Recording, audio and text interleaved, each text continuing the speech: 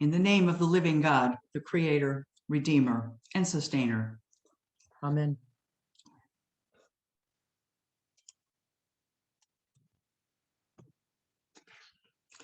Surely goodness and mercy shall follow me all the days of my life, and I will dwell in the house of the Lord forever. Now, I've told this, I have told you this many times in different ways, and I'm going to try to tell it another way right now.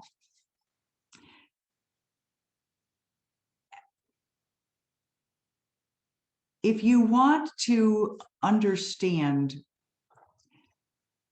if you want to prepare a sermon, then when you read the Bible, you should think about God. But if you want to understand the Bible, when you read the Bible, think about all of the other characters that are there. Put yourself in their shoes, and God will take care of making himself known to you. So, as we talk this morning about the 23rd Psalm, I would invite you to set aside all obligations that you may feel, to think about it theologically, and instead just consider the voice of the sheep, or at least the voice of a helpless human who knows the shape of dread. The 23rd Psalm is called by scholars a song of trust. And the need for trust and the sense of dread runs through it all the way. Think about it here. He maketh me to lie down in green pastures. He leadeth me beside the still waters. We have an acknowledgement of, in the Lord, peace and safety. He restoreth my soul. Actually, the word that is translated soul means more like breath, and usually means the breath of life. He restores my life. Something we've been hearing a lot about, breath and life, lately. Yea, though I walk through the valley of the shadow of death. Yea, though I walk through the valley of the shadow of death, a time of great danger. And what the psalmist is talking about here, the psalmist as shepherd, as sheep, is the sense of being defended in the face of real danger. And sheep did have real dangers in those days. Thou preparest a table before me in the presence of mine enemies. In the presence of my enemies, the Lord prepares a table before me in the very presence of my enemies. So the abundance that God, the Lord, pours upon the sheep is done so in the face of that there are real enemies out there. And surely your goodness and mercy shall follow me all the days of my life. Follow me, not lead me. Goodness and mercy are following you, behind you. The shepherd has your back. The shepherd has your back. And I will dwell in the house of the Lord forever. How Christians have been encouraged, conditioned, when we talk of the house of the Lord, to think of heaven. But the psalmist, the house of the Lord was what? What was it? Temple. Somebody unmute yourself. Let me know, because I'm going to be asking you a lot of questions in a few minutes. The earth That's is the house of the Lord. The earth is the house of the Lord. I wonder if the Israelites at that time would have thought that. Yes, we could certainly see it that way. What else is the house of the Lord? Temple or tabernacle. The temple. The temple. This is a song of trust, but it is also a song about the temple. And it's a song about trust in the context of the temple, or what we call church.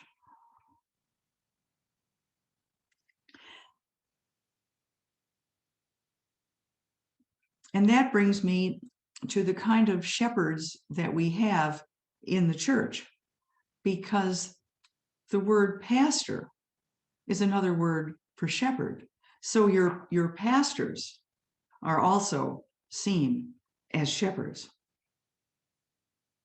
And although we pastors are not in God's league here, there is a similar job description. And a group of pastors this week, two groups that I met with this week, we got to talking about pastoring.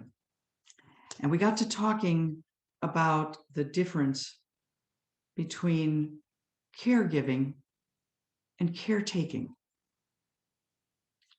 The difference between caregiving and caretaking. So I'd like you, we've been meeting together for, what has it been, 10 months, a year. We've been meeting together like this for a year. So I don't think I have to put you in small groups to hear from you about this. What is the difference in your mind between a caretaker and a caregiver? Let's hear from you. Unmute yourself and let me know. Well, a caregiver is actively participating in helping others. Actively participating in helping others. And what is a caretaker? A caretaker maintains what there is without moving, really. Maintains what there is without moving. I'm the without moving, I guess, is, but caretaker makes sure that the roof is mended, which is a matter that has, and that sort of thing, but is more than watching out for the people, I think. That's pretty ruthless, but No, that's okay. To say it a little differently, the caretaker has prescribed duties, whereas a caregiver does whatever is necessary for the well-being of whoever they're taking care of. thank you. I think there's a difference in emotional connection between a caregiver and a caretaker. It may be that the caregiver has an animate object that they are working with, and the caretaker, the object is inanimate. So you think the caretaking refers to things like a golf course or an inanimate object. I have heard, and I have the expectation that people often have of interim rectors is a caretaker. We have the concept of a caretaker government or a caretaker executive that's just supposed to, keep it on an even keel.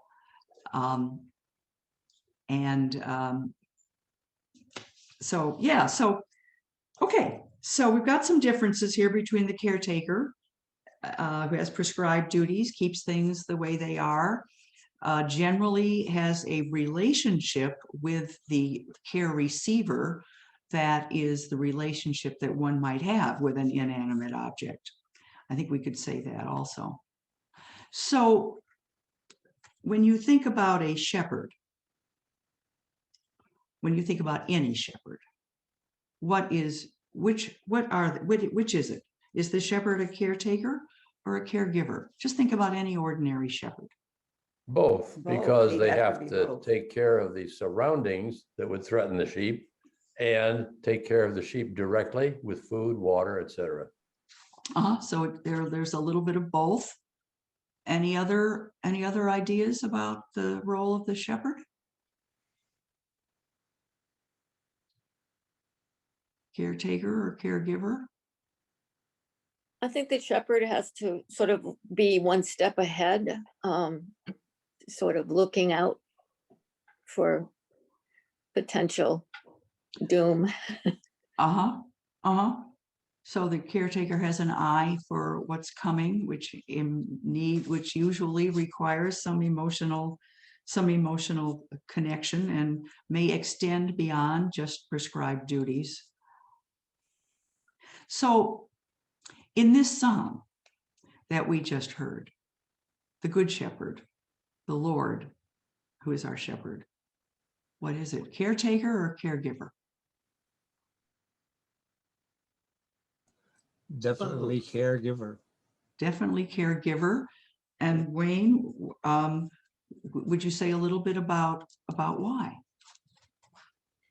Because he looks for the individual as well as for the flock as just as flock. Mhm. Okay, so now my next question, and I don't know, I'd love to hear from you on this. You are going to have a new pastor. What is your hope? What is your expectation for your new pastor? Caretaker? Caregiver? Caregiver. Caregiver. Caregiver. Do you have any? Both. Both. Both. Yes. Okay. Who was it? Chris that said both? Yeah, I did. I I didn't. croaked that out. And then Wayne did. So tell me about your ideas about both. I see him as caring for us, the congregation, as well as people out in the community with whom he comes in contact. I also see him keeping an eye on the health of the church itself, financially, in all the practical ways. So I see that as both caretaker and caregiver. And Wayne, you had spoken up, Wayne and Mary, did you have any more to say about why you hope that the new pastor will be both caretaker and caregiver? Nothing in particular to say.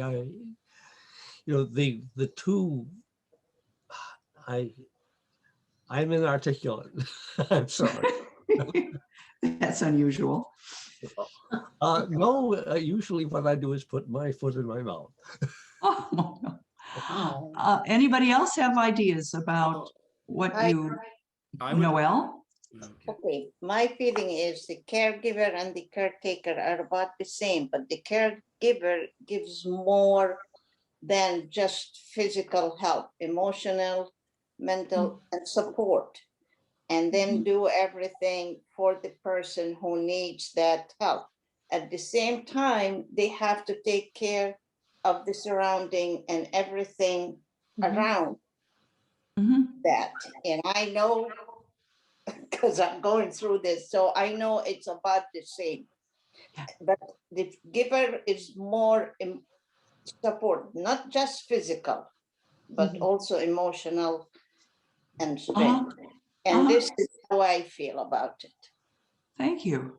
And Celeste, I wanted to differ with you on your comment about how an interim pastor would be a caretaker, not a caregiver. And I think you're both. I don't see that at all. I see you as both.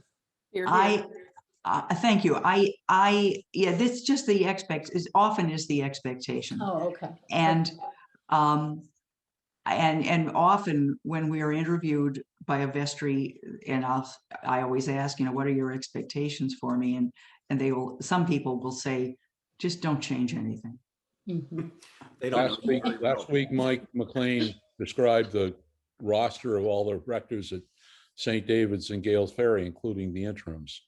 Most of those interims were caretakers. They just kind of maintained Yeah. a certain level of health of the parish without growing it or expanding it or anything else. So I would share the Yeah. accolades it- you've been getting about being more than just a caretaker. Thank you. Thank you very much, Mike. But this is not, or Buzz, this is not a, yeah, okay, that's great. Enough about me. Joyce, enough about me. Let's talk about you. No, Joyce has texted, has chatted in, the vestry as a body is also a caretaker. Yes. Mhm. And I would add, I think the vestry as a body is also a caregiver.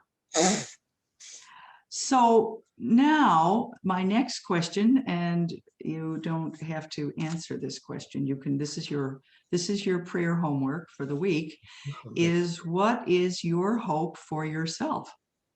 Where are you on this farm?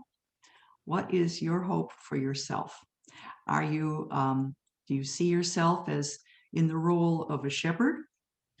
Or do you see yourself as in the role of a sheep? And as you prepare to take that homework home with you, I want to tell you about a third role that you might have, and that is the role of the shepherd's assistant, which is a what? Dog. A sheepdog. And I want to tell you about Rosie. And some of you actually, when I've told this story to others, they remember Rosie because I didn't meet her in person, but I was introduced to Rosie at a sheepdog trial at the state fair in Hopkinton about 20 years ago. And they have there's this shepherd that puts on a performance of his sheepdog at the fairs around New Hampshire. And many of you may have seen them or seen it. Now, it stood out for me, the experience stood out for me because I was home for the weekend I had just begun the summer course called Clinical Pastoral Education, which is an on-site experience as a hospital chaplain, and we learn about pastoral care. And I was just discovering the unusual feeling that one has when one is truly connected to a person pastorally. But I couldn't, even though I understood the feeling, I couldn't describe it and I couldn't put it in a category. And so the shepherd, he has a flock of sheep out there, and he's got his dogs lined up. The dogs are there waiting by the side. And the shepherd says, "Walk up, Rosie." And Rosie goes from and takes like a bat out of hell and takes off after those sheep. And for the rest of I'm going to call it a performance, she is focused on only two things. One is the flock of sheep, and the other is the shepherd. She's hearing the voice of the shepherd and focusing totally on the sheep. There is nothing else that is on her mind. And that describes that feeling of caregiving, when it is caregiving guided by the Good Shepherd. And I encourage you to learn to experience that. Amen. Amen.